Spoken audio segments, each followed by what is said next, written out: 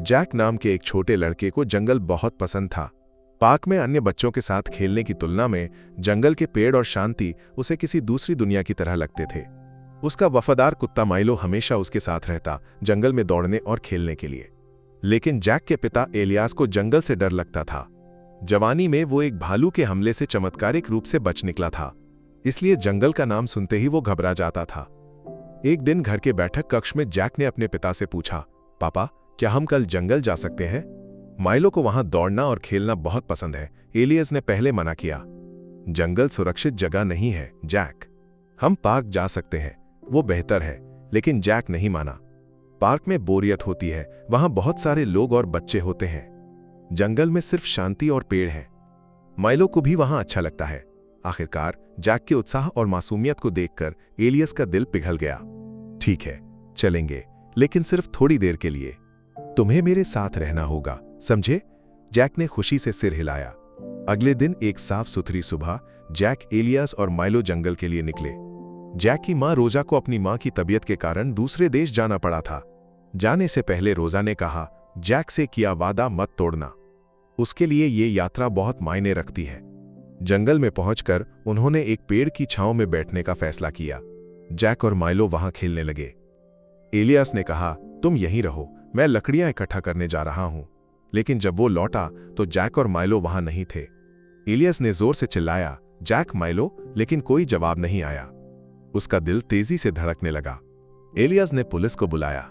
जंगल के रक्षकों ने आकर एक चौंकाने वाली बात बताई। इस जंगल में पिछले कुछ महीनों से बच्चे गायब हो रहे हैं।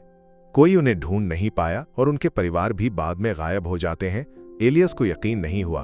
उसने कहा, मैं अपने बेटे को ढूंढ लूंगा, चाहे कितने भी दिन लगे। उस रात जब रोजा ने फोन किया तो एलियस ने झूठ बोला, जैक थककर सो गया है। सब ठीक है, वो उसे परेशान नहीं करना चाहता था, लेकिन उसका मन शांत नहीं था। अगली सुबह एक अज्ञात नंबर से फोन आया। एक ठंडी आवाज ने कहा, अगर अपने बेटे को जिंदा चाहते हो तो ढूंढना बंद कर दो, पुलिस को मत बुलाओ। एलियस स्तब्ध रह गया। तुम कौन हो? जैक कहाँ है? लेकिन फोन कट गया। फिर भी एलियस ने हार नहीं मानी।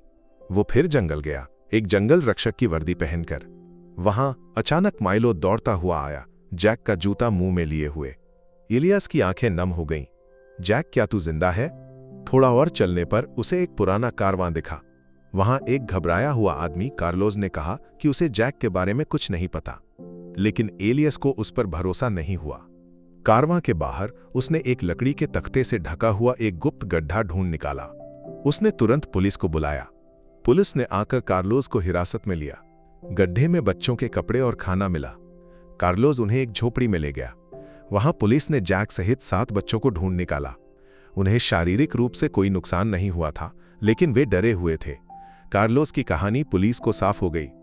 20 साल पहले उसका बेटा इस जंगल में गायब हो गया था। उस दुख ने उसे मानसिक रूप से बीमार कर दिया था। वो बच्चों का अपहरण कर उन्हें बचाने की सोचता था। वो उन्हें खाना और कपड़े देता था, लेकिन उनके परिवारों से अलग रखता था। आखिरकार जैक और बाकी बच्चे अपने परिवारों के पास लौट आए। एलियस ने रोजा को मैसेज किया, जैक सुरक्षित है, तुम लौटने के बाद सब बताऊंगा। घर लौटते वक्त जैक का हाथ पकड़कर उसने कहा, चलो घर चले बेटा,